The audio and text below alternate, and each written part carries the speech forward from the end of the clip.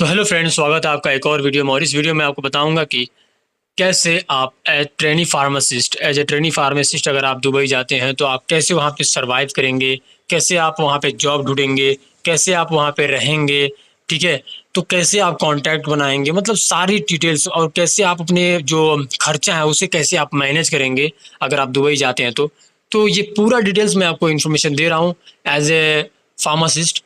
और मैं खुद जो है एक फार्मासिस्ट हूँ, तो मैं आपको ये सारी चीज़ें बता सकता हूँ। और ये भी मैं आपको बता दूं कि जब आप कहीं भी जाने का जब सपना देखते हैं या सोचते हैं जाने का बाहर, तो सबसे बेस्ट यही ऑप्शन रहता है कि हमें जो है गल्फ़ में जाना है, क्योंकि वहाँ पे अगर आपको टूटी फूटी भी इंग्लिश आती है तो वहाँ पे वो लोग रख लेते हैं, और एक अच्छा खासा लोग और अच्छा खासे इन्वायरमेंट में आप जाते हैं।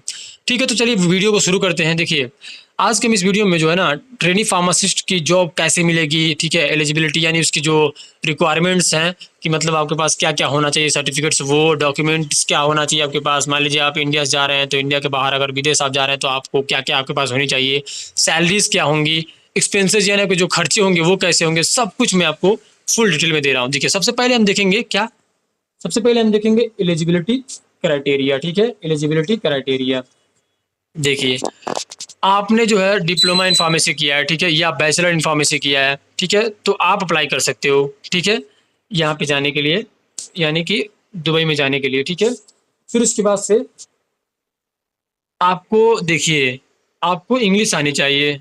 ठीक, वैलिड आपके पास पासपोर्ट हो। उसके बाद डीएचई ट्रेनिंग रोल के लिए ज़रूरी नहीं है। जैसे देखिए, अगर आप मतलब ट्रेनी फार्मासिस्ट है ना, तो दुबई लाइसेंस जो आपको मतलब ज़रूरी नहीं होता है वो। लेकिन ये है कि आप जो अगर वहाँ पे ट्रेनी फार्मासिस्ट आप कहीं पे ज्वाइन कर लेते हैं तो बाद में आप वहाँ पे रह के आप अपना खर्चा भी उठा लेंगे, और उसके बाद से आप जो है सर्टिफिकेट भी आप ले लेंगे। तो ये एक बहुत अच्छा चांस मिल जाता है एज ए ट्रेनी फार्मासिस्ट। ठीक है, फिर उसके बाद से जो है, देखिए, आपका ये हो गया क्या, एलिजिबिलिटी क्राइटेरिया, यानी आपके पास ये सारी चीज़ें होनी चाहिए। फिर उसके बाद से आपके पास क्या होनी चाहिए, जॉब्स कहाँ सर्च करें। देखिए, जॉब्स जो है सबसे पहले मैं आपको वेबसाइट बताता हूँ, इंडीड.ई है। ठीक है, इंडीड.ई। उसके बाद नौकरी गल्फ.com है, लिंक्डइन है, बैच.com है। ठीक है, उसके बाद द बिजल.com है। यहाँ पे देखिए, जैसे मतलब ये आपको मैं 5 वेबसाइट बताया हूँ, 5 आपको मैं इसमें 2-3 मतलब जो आप लिंक्डइन जानते होंगे, नौकरी गल्फ भी जानते होंगे, इंडीड जन मतलब अगर आप एक बार भी सर्च किए होंगे तो ये सारी वेबसाइट्स आ जाती हैं।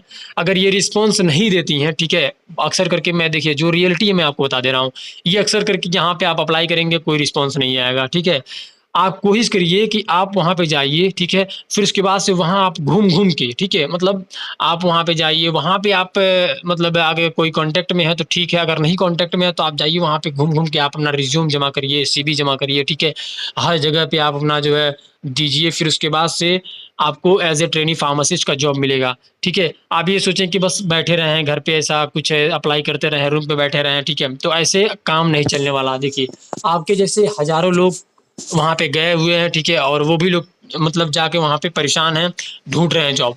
लेकिन हाँ, आपको उसमें क्या करना है, वो लोग सिर्फ़ यही कर रहे होंगे, ठीक है, आपको ये नहीं करना है, आपको ये भी करना है। उसके बाद लोकल में जो भी आपके लोकल में लोकेलिटी में जो भी फार्मेसी स्टोर है वहाँ दुबई में, वहाँ पे जो है आप ढूँढिए, देखिए। ठीक, उसके बाद से इसमें बता रहे हैं कि मतलब अगर ऐप में जाते हैं तो आप ये ऐसे सर्च करिए, ठीक है, ये आप पढ़ लेंगे। जैसे मान लीजिए ट्रेनी फार्मासिस्ट या फार्मेसी हेल्पर, ये अगर आप सर्च करेंगे तो ये आपके लिए जॉब लेकर आ जाएँगे, मतलब उनके ऐप पे या वेबसाइट से आ जाएँगे। ठीक है, उसके बाद डॉक्यूमेंट्स क्या-क्या रिक्वायर्ड होंगे। देखिए, अप्लाई करते वक़्त आपको ये डॉक्यूमेंट्स रेडी रखने होंगे। कौन-कौन से, पहले तो रिज़्यूम, यानी कि मान लीजिए आपके पास सीवी, एक अच्छा खासा सीवी हो, आपका फ़ोटो लगा हो, उसमें आपके पूरे डिटेल्स हो, वैसा रिज़्यूम। पासपोर्ट की कॉपी हो, डी फार्मा या बी फार्मा के आपके पास सर्टिफ़िकेट हो, ठीक है? उसके बाद पासपोर्ट साइज़ आपके पास फ़ोटो हो, ठीक है? देखिए, कोविड वैक्सीन का जो प्रूफ होता है वो अभी रिक्वायरमेंट्स नहीं लग रहा है, लेकिन ये है कि इसमें दे दिए, मतलब मैं आपको बता दिया, हो सकता है कहीं भी लग सके, तो आप ये ले लीजिएगा, बेहतर रहेगा।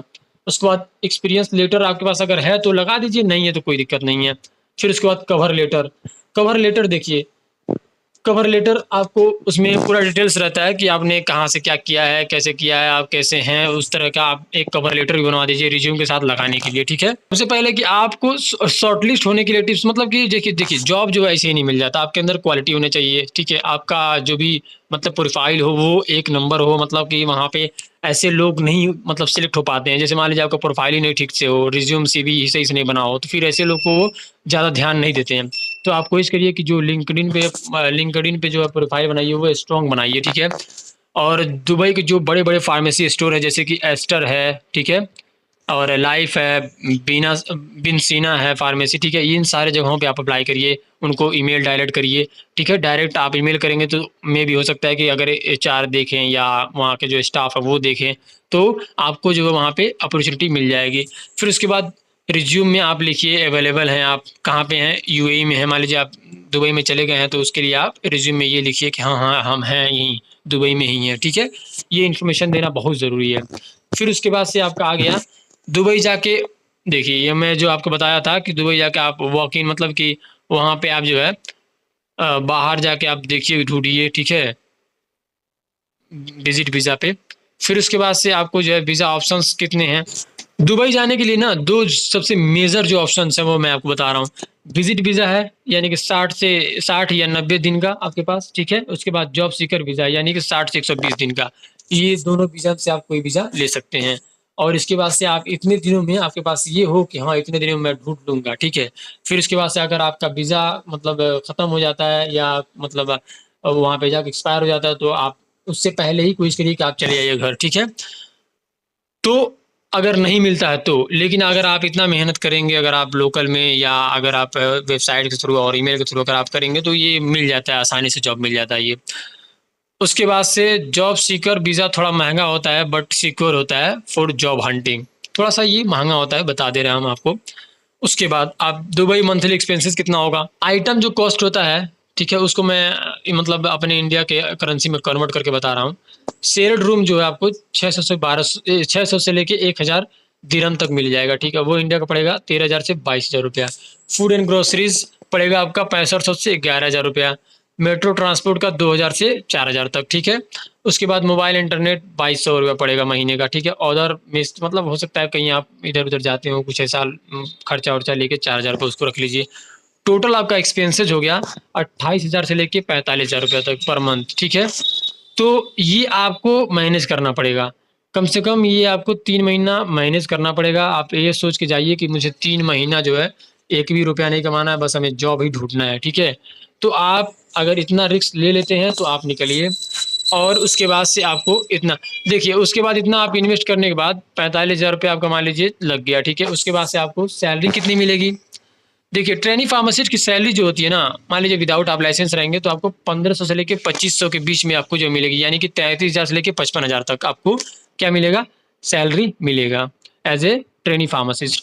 अगर आप DHA लाइसेंस है तो उसके अगर मान लीजिए वहाँ पे जाते हैं आप जॉब पकड़ लेते हैं या कहीं पे आपको मिल जाता है, ठीक है, एज ए ट्रेनी फार्मासिस्ट, तो वहाँ पे आप असिस्टेंट के लिए आपके पास अब मतलब अपॉर्चुनिटी बन जाती है। तो आप अगर वहाँ पे लाइसेंस ले लेते हैं DHA का तो आपको जो है 77,000 से लेके 1,30,000 तक जो है आपको मिलेगा महीने का, ठीक है।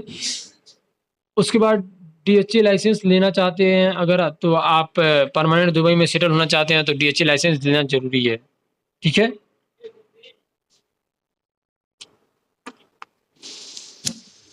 इसके लिए क्या प्रोसेस होता है, देखिए DHA लाइसेंस के लेना चाहते हैं तो उसके लिए क्या प्रोसेस होता है। सबसे पहले जो है डॉक्यूमेंट्स का डेटा फ्लो, मतलब डाटा फ्लो वेरिफिकेशन बोलते हैं उसे, मतलब आपके जितने भी डॉक्यूमेंट्स है उसका डाटा फ्लो होता है, ठीक है, वो वेरिफिकेशन होगा। फिर उसके बाद DHA एलिजिबिलिटी अप्रूवल होगा। फिर उसके बाद एग्ज़ाम होगा 70 क्वेश्चंस का। फिर उसके बाद फीस जो है उसका 1500 से लेकर 2,000 तक है वो, मतलब ये अगर आप कर लेते हैं तो एक अच्छा खासा आप जो है फार्मासिस्ट बन जाएंगे वहाँ पे दुबई के लिए, और आप अच्छा खासा पैसा जनरेट करेंगे, आप कमाएंगे। उसके बाद सर्वाइवल टिप्स दुबई में सर्वाइव करने के लिए कुछ इंपॉर्टेंट टिप्स मैं आपको शेयर करता हूँ। सबसे पहले आप कोशिश करिए कि शेयर्ड एकोमोडेशन, यानी कि जैसे जो भी रूम है आप उसे जो है 2-3 लोग मिलके ले लें, ठीक है। उसे दायरा, करामा, बरदुबई ये सब मिलता है। फिर उसके बाद आप जो है ना मेट्रो या बस का यूज़ करो, वहाँ पे काफ़ी सस्ता पड़ता है अगर आप मेट्रो या बस का यूज़ करते हैं तो। Ready to eat food India से ले जाओ। यानी कि आप यहाँ से कुछ ऐसे मतलब सामान लेकर जाइए जो कि मतलब महीना या 1.5-2 महीना ऐसे ही निकाल दे आपको, जिससे मतलब ज़्यादा खर्चा ना पड़े आपको खाने-वाने में, ठीक है? उसके बाद से जो है फेसबुक और व्हाट्सएप ग्रुप में जॉइन हो जाइए। वहाँ के मतलब आप कॉन्टैक्ट करते रहेंगे, उनसे नंबर लेते रहिए, आप उनसे संपर्क करते रहिए, ठीक है? वहाँ के ग्रुप अगर आपको मिल जाता है व्हाट्सएप ग्रुप, तो आप वहाँ वहाँ पे जॉइन होने के लिए सबसे बेस्ट यही है कि आप जो जितना कॉन्टैक्ट बनाएँगे वही बेस्ट रहेगा। और उसके बाद हेल्थ इंश्योरेंस ज़रूर ले लिए। हेल्थ इंश्योरेंस लेने का मतलब ये है कि अगर मान लीजिए खुदा ना खास्ता हेल्थ इंश्योरेंस ज़रूर ले लीजिए, क्योंकि वहाँ पे आप गए हैं, हो सकता है मे बी आपका तबीयत भी खराब हो जाए, कुछ ऐसा दिक्कत हो जाए हेल्थ से रिलेटेड, तो आप अगर इंश्योरेंस रहेगा तो आपका फ्री में इलाज हो जाएगा। उसके बाद करियर ग्रोथ पैथ, यानी कि आपका फ्यूचर ग्रोथ पैथ कुछ ऐसा हो सकता है। अगर मान लीजिए ट्रेनी फार्मासिस्ट है, जो काम करते हैं, आप वहाँ पे वर्क करते हैं, तो आपको जो है ट्रेनी फार्मासिस्ट पहले करेंगे, फिर उसके बाद असिस्टेंट फार्मासिस्ट बन जाएँगे, फिर उसके बाद आपके पास लाइसेंस हो जाएगा, तो डीएचए लाइसेंस होल्डर हो जाएँगे, ठीक है? उसके बाद रिटेल या हॉस्पिटल फार्मासिस्ट पे आप जॉब करेंगे, फिर उसके बाद से आप मैनेजर बन सकते हैं, ठीक है? तो काफ़ी ज़्यादा आपके पास अपॉर्च्युनिटी मतलब खुल जाती है, एज़ ए ट्रेनी फार्मासिस्ट अगर आप कहीं पे लग जाते हैं तो। तो मैंने आपको बत तो मैंने आपको बता दिया है, रिज़्यूम बनाएँ दुबई फॉर्मेट में, ठीक है? उसके बाद job portals direct email use करिए, ठीक है? उसके बाद डॉक्यूमेंट रेडी रखिए, ठीक है? वीज़ा विज़िट वीज़ा या जॉब सीकर वीज़ा ले लीजिए आप, ठीक है? उसके बाद दुबई में 1-2 महीना सर्वाइव करने का बजट आप बनाइए, उसको रखिए आप कम से कम, ठीक है? डीएक्सी एग्ज़ाम फ्यूचर के लिए कंसाइड कर दीजिए, ठीक है? कि मतलब मुझे आगे फ्यूचर में देना है। तो ये मैं आपको पूरा डिटेल दे दिया हूँ। अगर कोई आपको कन्फ्यूज़न है या कोई आपको कुछ पूछना-वूछना है, या ठीक है कुछ अगर आपको कन्फ्यूज़न है, तो आप मुझे मतलब डायरेक्ट यहाँ पे कमेंट कर सकते हैं, बात कर सकते हैं आप हमसे। मैं आपको कोशिश करूँगा कि आपको बता दूँ, ठीक है? तो मिलते हैं नेक्स्ट वीडियो में, और ऐसे ही वीडियोज़ के लिए आप subscribe and like and comment and share with your friends.